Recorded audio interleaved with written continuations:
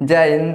देखिए इस वीडियो में समझते हैं कि मेल और फीमेल कब आपस में शारीरिक संबंध बनाएं, यानी कब सेक्स करें ताकि बच्चा गर्भ में आसानी से रुक सकता है। लेकिन देखिए ये सब किसके ऊपर डिपेंड करता है, तो ये सब फीमेल के ऊपर डिपेंड करता है, और वो भी फीमेल के पीरियड के ऊपर ये सब डिपेंड करता है। अगर पीरियड सही समय से आता है और आप सही समय से संबंध बनाते हैं, सेक्स करते हैं, तो बच्चा आसानी से हो सकता है। लेकिन पता चलेगा पीरियड आएगा आज, आप संबंध बनाएंगे 20 दिन के बाद घंटा, बच्चा नहीं रुक सकता है। हर एक चीज़ का जांच पड़ताल होना जरूरी है। अगर ये सब आप समझते हैं कि कब पीरियड आता है, कब हमें सेक्स करना चाहिए, तो बच्चा आसानी से हो सकता है। अब उसके विषय में थोड़ा समझते हैं। चलिए ध्यान समझ देखिए, यदि आप उस अवधि का पहचान कर संबंध बनाते हैं तो गर्भ रुकने के ज़्यादा चांस होते हैं। अगर आप समझते हैं कि कब पीरियड आ गया, कब हमें सेक्स करना चाहिए, तो बच्चा आप आसानी से गर्भ में रुकवा सकते हैं। लेकिन जब नहीं जानिएगा तो बच्ची तो ऐसे ना चल के तेल के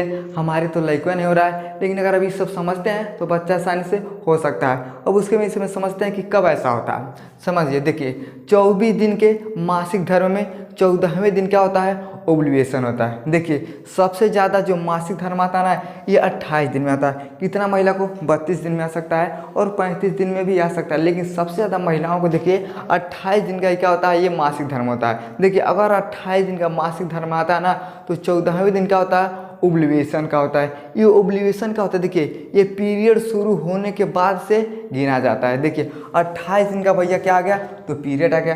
तो 28 दिन में जो 14 दिन होगा, देखिए जो 14 दिन होगा उसे हम बोलते हैं ओव्यूलेशन का दिन होता है। और ये कब गिना जाता है, तो जब पीरियड शुरू होता है उसके बाद का जो दिन गिना जाता है उसे हम बोलते हैं ओव्यूलेशन का दिन। समझ में गया?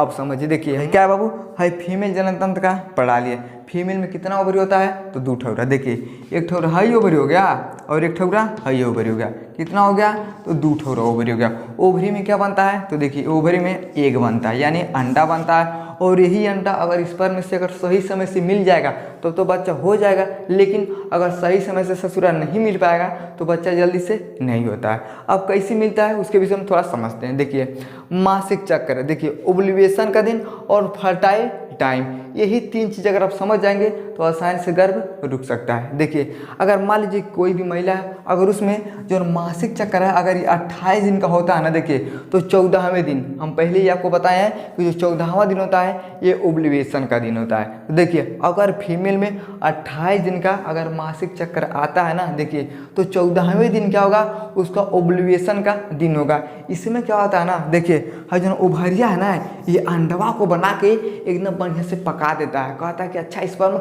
अब जल्दी से आओ।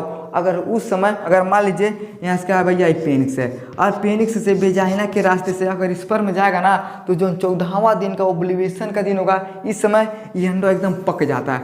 अब जब पक जाता है, जब स्पर्म हो जाता है, तो जो बाहर निकलता है। देखिए जहाँ निकलते हैं इसे हम बोलते हैं फिलिपियन ट्यूब। तो जब फिलिपियन ट्यूब में घूमता है, स्पर्म जाता है और देख जाता है। तो जैसे देख जाता है ये दोनों लोग आपस में मिल जाते हैं। मिलने के बाद क्या हो जाता है, तो देखिए गर्भाशय में बच्चा के रुक जाता है। तो कब होता है, तो जब महिला 28 दिन का उसके अंदर पीरियड आता है, तो जो 14वां दिन होता है ओव्यूलेशन का दिन होता है। अब हमें सेक्स करना 14वां जो दिन होता है ये ओव्यूलेशन का दिन होता है। समझ में गया? अब सेक्स कब करना चाहिए, देखिए 12-13 से लेके 18 दिन के बीच में अगर आप शारीरिक संबंध बनाते हैं तो बच्चा आसानी से गर्भ में रुक सकता है। कब, जब ओव्यूलेशन का दिन रहेगा तब। ओव्यूलेशन का दिन कब होता है, तो 14वें दिन। अगर आप 12 दिन, 13 दिन, 18 दिन, अगर 12, 13, 14, 15, 16, 17, 18 दिन के बीच में अगर आप शारीरिक संबंध बनाते हैं तो बच्चा आसानी से गर्भ में रुक जाता है। समझ में गया?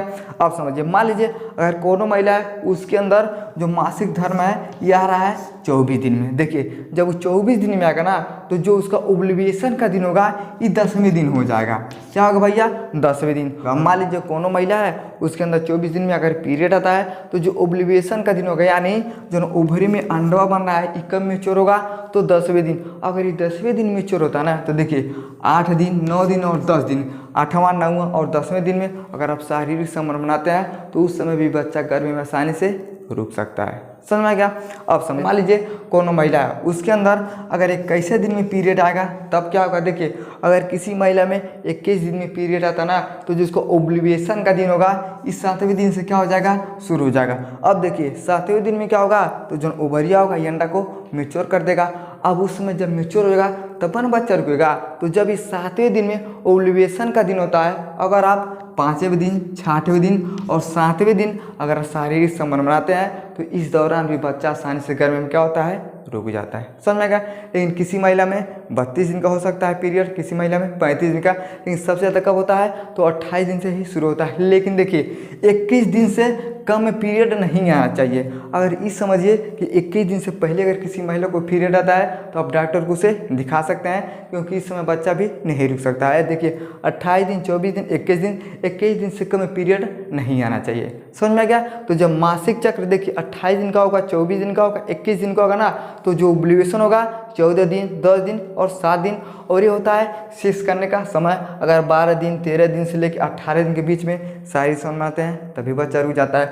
अगर 24 दिन का है तो 10वें दिन ओव्यूलेशन होगा, 8वें दिन, 9वें दिन, 10वें दिन अगर शारीरिक संबंध बनाते हैं तभी बच्चा रुक सकता है। 21 दिन का अगर पीरियड है तो 7वें दिन से क्या होगा, ओव्यूलेशन शुरू हो जाएगा। और देखिए 5वें, 6वें और 7वें दिन अगर आप शारीरिक संबंध बनाते हैं तो उस समय बच्चा गर्भ में रुक सकता है। समझ में क्या।